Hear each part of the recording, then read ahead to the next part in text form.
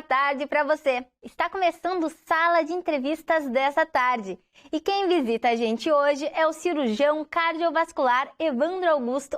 Seja muito bem-vindo. Obrigada, Bruna. É um prazer para mim estar aqui presente na TV Farol para esse programa Sala de Entrevista de relevância para a comunidade, né? Doutor, fala um pouquinho da sua atuação aqui no município. Eu sou cirurgião cardiovascular, atuo há 18 anos no Hospital de Cardiologia da Santa Casa de Rio Grande.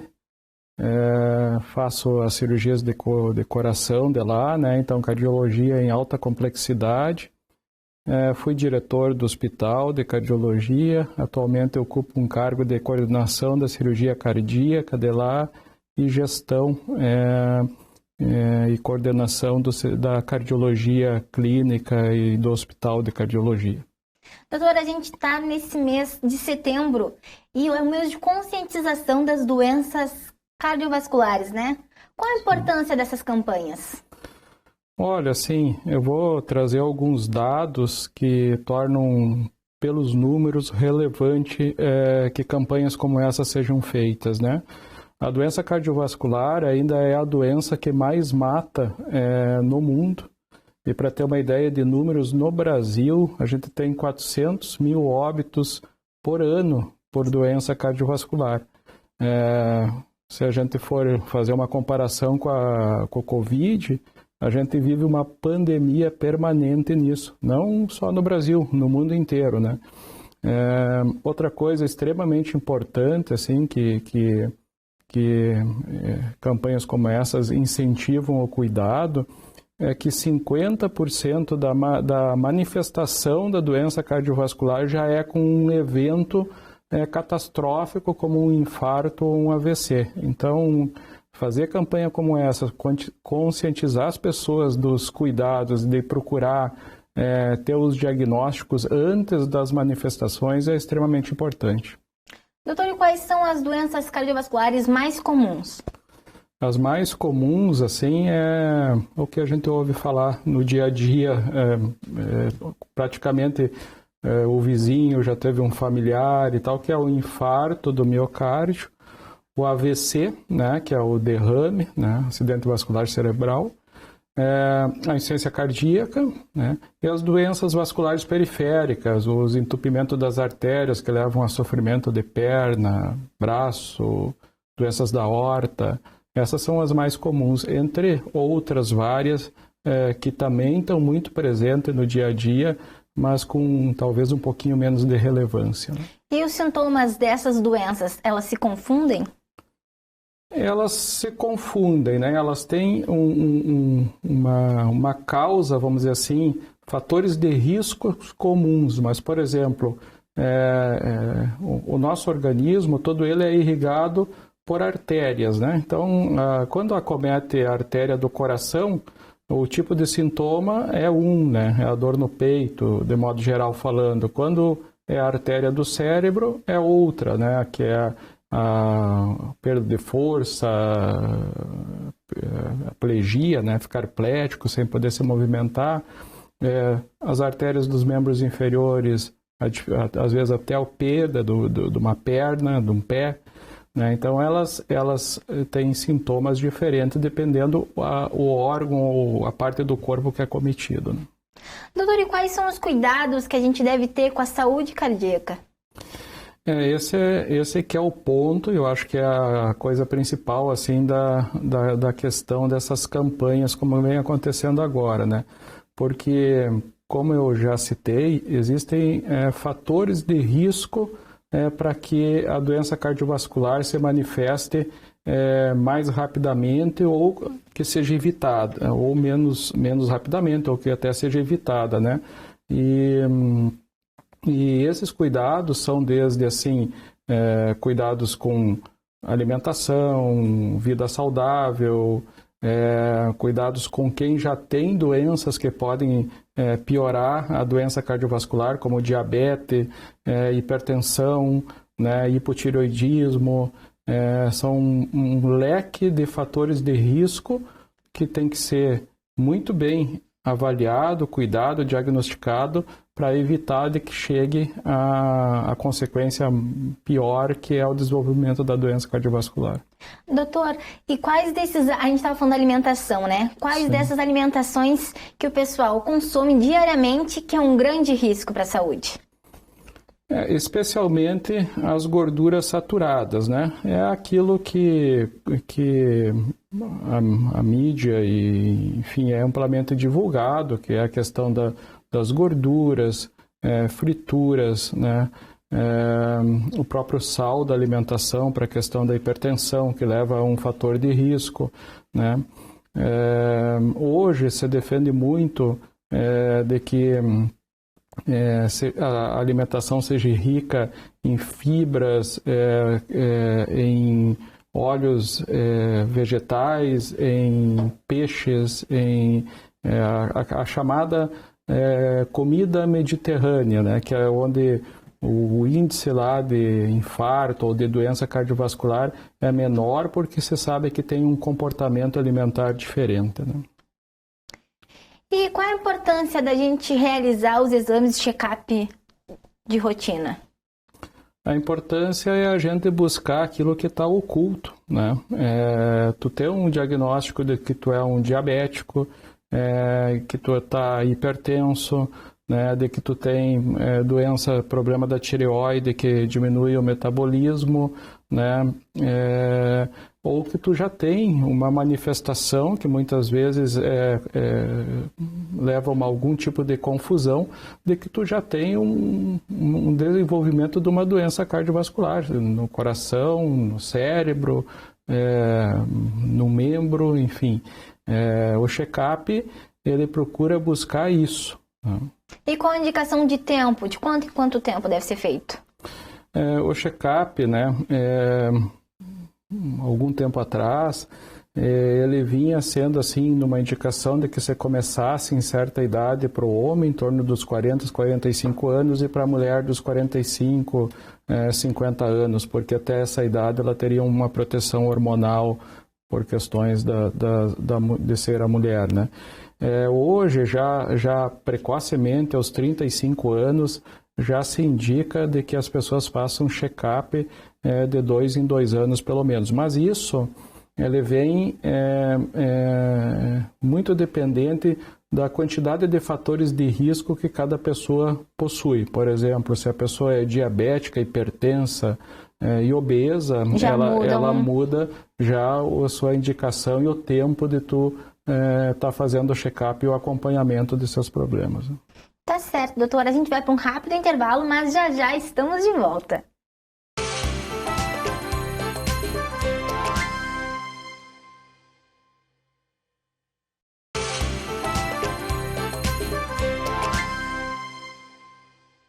Estamos de volta com Sala de Entrevistas na TV Farol. Hoje com o cirurgião cardiovascular Evandro Augusto Oz. Doutor, agora a gente voltou e a gente vai falar um pouquinho sobre as doenças relacionadas ao coração. Elas são decorrentes de alguns fatores de risco? Exatamente. Como a gente já vinha comentando anteriormente, né? Existem fatores de risco que levam ao desenvolvimento dessas doenças. Alguns imutáveis, né? Como por exemplo a condição genética, a pessoa já vem de uma família que várias pessoas já tiveram a doença. A idade, quanto mais idade, mais o risco de ter doença cardiovascular, e algumas outras que a gente procura agir fortemente para poder controlar, como por exemplo tabagismo, hipertensão, controle da hipertensão, controle da diabetes, sedentarismo ou não fazer atividade física, alcoolismo, né? Então, esses são fatores de risco, a dislipidemia, que é a doença do colesterol e triglicerídeo, estresse, né? Que aumenta a adrenalina do organismo, que age sobre artérias e órgãos, né? Então, a ação da medicina, sendo tanto do ponto de vista de prevenção com hábitos, quanto com medicação, está em cima desses fatores de risco para evitar a evolução da doença. E esses fatores de risco, o senhor pode falar um pouquinho dos riscos que eles causam?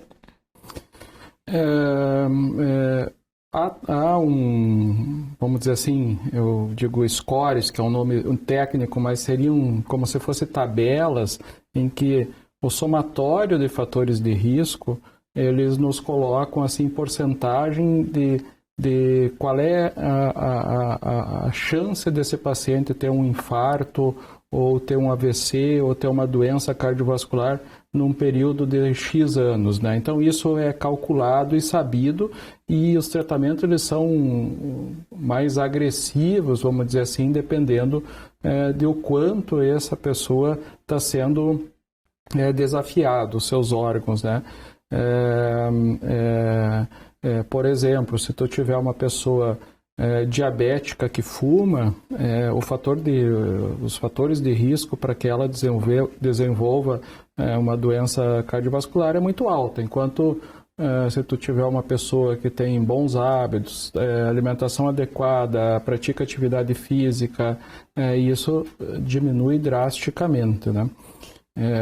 Existem trabalhos assim que mostram isso fortemente. Por exemplo, o hábito dos japoneses, onde eles tinham uma alimentação adequada, se mantinham mais magros, lá o índice de doença cardiovascular é muito mais baixa que no Ocidente. E se tu pegar o japonês, e isso foi feito acompanhado de japoneses que migraram, por exemplo, para os Estados Unidos, o índice deles de doença cardiovascular atingiu o nível dos americanos, né? E o colesterol alto, ele pode ser um fator de risco para desencadear doenças da cardiologia? Sim, ele é o principal fator de risco, né? O LDL colesterol, na realidade, o colesterol, ele é dividido em frações, vamos dizer assim, né? Então existe o HDL colesterol, que é o colesterol bom, que carrega o LDL para o fígado para acontecer o metabolismo e levar ele embora. Mas o LDL colesterol é o grande vilão, vamos dizer assim, da cardiologia para formar as doenças, as placas ateroscleróticas que entopem as coronárias, né? Então, o cuidado sobre o colesterol, e para quem já tem colesterol alto, já tem essa doença estabelecida, o cuidado que tem que ter na questão alimentar e também tomando remédio, muda muito a evolução da doença, né? O corpo dá algum sinal de colesterol alto? Existem alguns sinais, como depósito nos olhos de xantomas, que a gente chama, que são pequenas lesões, assim, mas ele, na maioria das vezes, ele se manifesta de maneira silenciosa, né? É incomum a pessoa dizer assim, como é comum no consultório chegar e dizer, olha, eu estou com dor de cabeça porque o colesterol está alto. Ele não se manifesta dessa maneira. Na realidade, ele é silencioso, por isso até os check-ups e as campanhas dos cuidados são extremamente importantes. E como eu já citei anteriormente, em 50% das vezes, a primeira manifestação de que a pessoa tem uma doença cardiovascular e que muitas vezes o principal vilão é o colesterol, ela já se dá com um infarto ou com AVC, né? Doutor, e o estilo de vida aqui do gaúcho, ele interfere muito? Quais são os dados? Eu acho assim que cada vez mais isso tem mudado um pouco a cultura no sul, né? Porque os índices por aqui sempre foram muito altos, né? O fato da conscientização da vida saudável, né? Ele tem trazido progressos, né? Ao mesmo tempo, acontece com todos, não só pelos cuidados da doença cardiovascular, mas de maneira geral, em que a população gaúcha do sul e em geral no mundo, ela está vivendo mais, ela está mais velha e, consequentemente, um fator de risco vai acontecendo, que que é o fator de risco da idade, né? A idade é um fator de risco que não tem controle, né? Então, ao mesmo tempo que você consegue fazer uma conscientização melhor e se controlar melhor as doenças cardiovasculares, por outro lado, cada vez a população vai envelhecendo mais e o cuidado nesse público tem que ser redobrado, vamos dizer assim, né? Doutora, a gente já falou aqui que as doenças cardiovasculares, elas podem ser hereditárias, né? Fala um pouquinho mais sobre isso pra gente. Esse é um fator de risco, né? A questão da genética, né? E um fator de risco importante, né? Inclusive pessoas jovens em que tiveram história familiar de pai, mãe ou familiares de primeiro grau, avós e avós, irmãos, que tiveram manifestação de doença cardiovasculares, ela com mais precocemente você tem que ter um olhar sobre elas, especialmente se aconteceu questão como, por exemplo, morte precoce por esse motivo, né? Então, e a compensação, né, da doença genética, ela vem em redobrar os cuidados dos fatores de riscos mutáveis, né? Como quem tem uma forte genética e está obeso, está fumando, ou sedentário, essa pessoa tem uma propensão para desenvolver doença cardiovascular muito alta. Doutora, a gente vai chegando ao fim do nosso programa e eu te peço agora para que te deixe uma mensagem para o público que está nos assistindo, uma mensagem de conscientização. Eu vou, vamos dizer assim, falar da minha prática médica, né, onde a gente, depois de 22, 23 anos atuando com cardiologia, começa a perceber ou ficar muito mais claro o que os livros mostram para nós, né? Eu faço cirurgia de coração, cirurgia de ponte safena, troco válvula, tenho pacientes de muita alta complexidade. E os meus pacientes que operaram o coração, por exemplo, todos eles saem tomando suas medicações, né? E os que conseguem ter uma vida longa e boa, e que eu acompanho há muitos anos, são os que têm bons hábitos, né? Então, o que eu deixo para a população, assim, é de que todos tomaram medicamento, né? Mas os que tiveram bons hábitos são os que estão com as menores complicações. Acho que isso é uma mensagem de que, às vezes, não é que o medicamento não seja importante, ele é extremamente importante, mas o hábito é indispensável, especialmente para quem tem doença ou tem propensão a ter doença cardiovascular. E unir os dois juntos, então, vai ficar perfeito, né, doutor? Se for bem feito, sim. Obrigada pela presença, te agradeço por todos esses esclarecimentos, tá bem? Eu que agradeço, estou à disposição sempre. Para você que me assiste aqui na TV Farol, se você ainda não nos segue no Instagram, é @tvfarolrs. Você pode enviar mensagens e assistir tudo o que acontece nos bastidores. Se quiser me acompanhar também é só seguir o @ que está aqui embaixo. Importante te lembrar para acompanhar o nosso canal no YouTube. Você pode procurar também por TV Farol RS. Se inscreva lá para acompanhar a nossa programação. Obrigada pela companhia, uma boa tarde e até a semana que vem.